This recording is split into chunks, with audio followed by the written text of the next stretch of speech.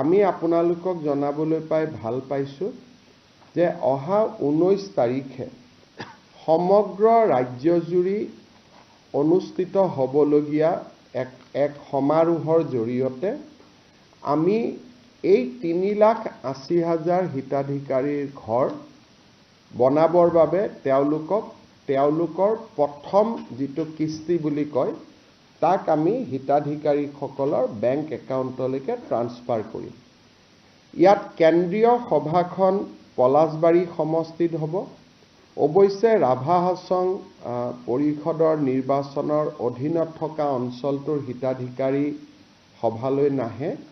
বাকী পলাশবাৰী, হাজো, শুৱালকুছি, ছয়গাঁও, বকুৰ, ৰাভা হাছঙৰ নিৰ্বাচন নথকা অঞ্চলবিলাকৰ হিতাধিকাৰীৰে পঞ্চায়ত মন্ত্ৰী ৰঞ্জিত দাস ডাঙৰীয়া আৰু মোৰ উপস্থিতিত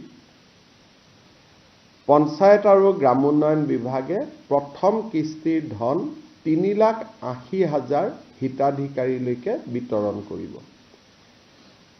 আমি নিশ্চিত যে এই 3,80,000 হিতাধিকাৰীক ধন বিতৰণ কৰাৰ লগে লগে এপ্ৰিল-মে মাহত আমি আৰু 3,80,000 হিতাধিকাৰীৰ বাবে ভাৰত চৰকাৰৰ পৰা অনুমোদন লাভ কৰিম আৰু অসমত 7,60,000 আৰু সৰ্বমুঠ প্ৰধানমন্ত্ৰী আৱাস যোজনাৰ অধীনত প্ৰায় 30 লাখ পৰিয়ালে প্ৰধানমন্ত্ৰী আৱাস যোজনাৰ ঘৰ পাবলৈ সক্ষম হ'ব। ইতিমধ্যে প্ৰায় 22 লাখ পৰিয়ালে ঘৰ পাইছে বা ঘৰ নিৰ্মাণৰ কাম চলি আছে। এতিয়া ইয়াত এটা নতুন প্ৰশ্ন সদায় থাকে যে বহুত দুখীয়া মানুহে কয় যে আমি ঘৰ পাবলৈ এতিয়াও বাকী আছোঁ। অসমত 62 লাখ পৰিয়াল আছে। 62 লাখ পৰিয়ালৰ 30 লাখ পৰিয়ালে প্ৰধানমন্ত্ৰী আৱাস যোজনাৰ ঘৰ পোৱাৰ পিছত আমি ভাবোঁ যে এতিয়াও 4-5 লাখ দৰিদ্ৰ লোকে ঘৰ পোৱাৰ প্ৰয়োজনীয়তা আছে। এই ঘৰ পাবৰ কাৰণে আমি প্ৰথম প্ৰক্ৰিয়াটো হ'ল যে মানুহজনৰ ঘৰটো যে কেঁচা ঘৰ তাক প্ৰমাণ কৰিবৰ কাৰণে এটা জিঅ' টেগিং কৰিব লাগে। আৰু জিঅ' টেগিং কৰাৰ পিছত যেতিয়া ই ভাৰত চৰকাৰৰ ওচৰলৈকে যায়, ভাৰত চৰকাৰে বিভিন্ন টেকনলজিৰ আধাৰত তাক নিশ্চিত কৰে যে এই মানুহজনৰ ঘৰটো কেঁচা ঘৰ হয় নে নহয়, আৰু কেঁচা ঘৰ হ'লে তেখেতক এখন তালিকাত অন্তৰ্ভুক্ত কৰে আৰু পৰ্যায়ক্ৰমে এই ঘৰ তেওঁলোকক আগবঢ়াই গৈ থাকে। অহা বছৰ এপ্ৰিল-মে মাহত আমি 3,80,000 ঘৰ পোৱাৰ লগে লগে আমি 2018-19 চনত যিখন তালিকা বনাইছিলোঁ সেইখন এডজাষ্টেড হৈ যাব। তাত আৰু এজনো ৱেট লিষ্টত মানুহ নাথাকিব। তথাপিতো বহুত লোকে ঘৰ নোপোৱাকৈ থাকি যাব। সেইবাবে আমি ভাৰত চৰকাৰৰ পৰা এটা অনুমতি ল'লোঁ যে আমাক আকৌ এবাৰ জিঅ' টেগিং কৰাৰ কাৰণে অনুমতি দিয়ক। কিবা কাৰণত যদি কোনোবা বাদ পৰি গৈছে তেতিয়াহ'লে আমি তেওঁলোকক শেষবাৰৰ কাৰণে এটা জিঅ' টেগিং কৰিব পাৰিম। কিন্তু জিঅ' টেগিং কৰিলে সাধাৰণতে গাঁৱৰ মানুহে আমাক আপত্তি কৰে যে পঞ্চায়ত আৰু গ্ৰামোন্নয়ন বিভাগৰ কৰ্মচাৰীসকলে 25-30 হাজাৰ টকা দাবী কৰে আৰু তেওঁলোকক যদি টকা দিয়া নহয় তেওঁলোকে দৰিদ্ৰ দুখীয়া মানুহৰ ঘৰ জিঅ' টেগিং নকৰে। অভিযোগ কিমান সঁচা কিমান মিছা তাক আমি অনুসন্ধান কৰিব খোজা নাই, কাৰণ বহু অভিযোগ সঁচা হ'লেও তাৰ প্ৰমাণ নাথাকে, প্ৰমাণ নাথাকিলে চৰকাৰে ব্যৱস্থা ল'ব নোৱাৰে। সেইকাৰণে আমাৰ সদায় লক্ষ্য আছে যে ইম্প্ৰুভমেণ্ট অফ দ্য ছিষ্টেম, ব্যৱস্থাৰ পৰিৱৰ্তন হ'ব লাগে, যাতে ব্যৱস্থাৰ পৰিৱৰ্তনত দুৰ্নীতি বা দৰিদ্ৰ মানুহক প্ৰবঞ্চনা কৰাৰ যিখিনি ক্ষমতা সি যাতে একেবাৰে সীমিত হৈ পৰে, যে কৰিব খুজিলেও কৰিব নোৱাৰে। সেইবাবে এইবাৰ আমি জিঅ' টেগিঙৰ এটা নতুন ব্যৱস্থা আৰম্ভ কৰিছোঁ। এইবাৰ প্ৰথম জিঅ' টেগিংটো আমাৰ গাঁৱৰ মহিলা আত্মসহায়ক গোটসকলক যোনে পৰিচালনা কৰে জীৱিকা সখী বাইদেউসকলৰ দ্বাৰা আমি প্ৰথম জিঅ' টেগিংটো কৰাম। লোকসভা নিৰ্বাচনৰ সময়তো মই ৰাইজক প্ৰতিশ্ৰুতি দিছিলোঁ যে আমি আত্মসহায়ক গোটৰ সুবিধা লৈ এইবাৰ আমি জিঅ' টেগিং কৰাম।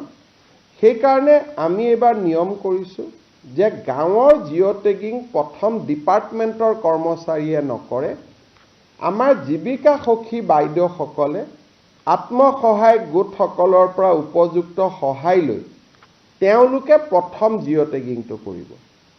এইটো ভাৰতৰ ভিতৰতে অসমত প্ৰথমবাৰ আমি আৰম্ভ কৰিছোঁ যে ডিপাৰ্টমেণ্টে জিঅ' টেগিং নকৰে, আত্মসহায়ক গোটৰ বাইদেউসকলে ঘৰে ঘৰে লৈ যাব আৰু জীৱিকা সখী বাইদেউসকলে জিঅ' টেগিং কৰিব। আৰু তাতো আমি নিয়ম কৰিছোঁ যে সেইখন গাঁৱৰ জীৱিকা সখী বাইদেৱে টেগিং নকৰে, ওচৰৰ গাঁওখনৰ পৰা আহিহে তেওঁ টেগিং কৰিব। দ্বিতীয়তে, ইমানখিনি কৰাৰ পিছতো বহুতে ক'ব পাৰিব যে নহয় মোৰ তথাপিতো জিঅ' টেগিং নহ'ল। এইবাৰ আমি আৰু এটা ব্যৱস্থা কৰিছোঁ সেল্ফ জিঅ' টেগিং, অৰ্থাৎ মোৰ ঘৰটো মই নিজে জিঅ' টেগ কৰি দিব পাৰোঁ। মোৰ ঘৰটো কেঁচা ঘৰ, ঘৰটোৰ মই ফটোখন লৈ মই নাম এড্ৰেছ লৈ জিঅ' টেগিং কৰি দিব পাৰোঁ। তাৰমানে আমি দুটা নতুন কাম কৰিলোঁ। এটা হ'ল সেল্ফ জিঅ' টেগিং, অৰ্থাৎ নিজেই নিজৰ ঘৰটোক জিঅ' টেগ কৰি দিব পাৰিব, আৰু আত্মসহায়ক গোটৰ বাইদেউসকলৰ সহযোগত জীৱিকা সখী বাইদেউসকলে জিঅ' টেগিং কৰি দিব। আৰু কোনোবাই যদি এই ক্ষেত্ৰত টেকন'লজি নাজানিব, জিঅ' টেগিং কৰিব নাজানে, গাঁৱৰ কোনোবা মানুহে যদি দুখীয়া পৰিয়ালটোক সহায়ো কৰি দিয়ে জিঅ' টেগিং কৰিবৰ কাৰণে, আত্মীয়ও জিঅ' টেগিং কৰি দিয়ে। মই বিধৱা মানুহ, মই নিজে নোৱাৰোঁ, কিন্তু ডেকা ল'ৰা এটা গাঁৱৰ মাতি আনি মই ক'লোঁ যে মোৰ ঘৰটো জিঅ' টেগিং কৰি দিয়ক, তেওঁ তাতো জিঅ' টেগিং কৰিব পাৰিব। অসমত প্ৰথমবাৰৰ বাবে আমি এই ধৰণৰ ব্যৱস্থা হাতত লৈছোঁ। যেতিয়া সকলো জিঅ' টেগিং হৈ যাব, শেষত মাত্ৰ পঞ্চায়ত ডিপাৰ্টমেণ্টৰ মানুহখিনিয়ে গৈ এটা চেকিং কৰিব যে এওঁলোকে জিঅ' টেগিং ক'ৰবাত পকা ঘৰ এটাও জিঅ' টেগিং কৰি দিয়া নাইতো। অৰ্থাৎ ফাইনেল চেকিংটোহে পঞ্চায়ত ডিপাৰ্টমেণ্টৰ মানুহে কৰিব। জিঅ' টেগিংটো বাইদেউসকলে কৰিব, জীৱিকা সখীসকলে কৰিব বা নিজে কৰিব, কিন্তু ফাইনেল চেকিংটো আমাৰ পঞ্চায়ত গ্ৰামোন্নয়ন বিভাগৰ কৰ্মচাৰীয়ে কৰিব।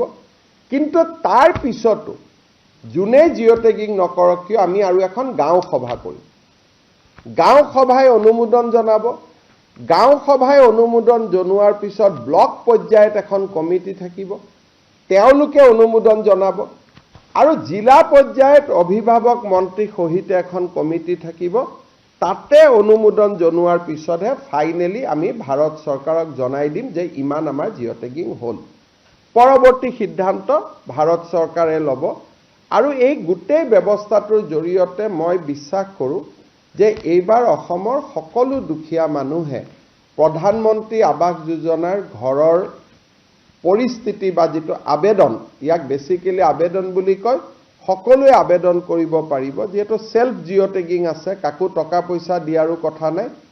এই যে সেল্ফ জিঅ' টেগিঙৰ ব্যৱস্থাটো যাতে ৰাইজে গম পায়, জনপ্ৰিয় হয়, তাৰ কাৰণে মই আজি এই বিশেষ ব্যৱস্থাটো জনাবৰ বাবে আপোনালোকক এখন সাংবাদিক মেলৰ জৰিয়তে আহ্বান কৰিছিলোঁ।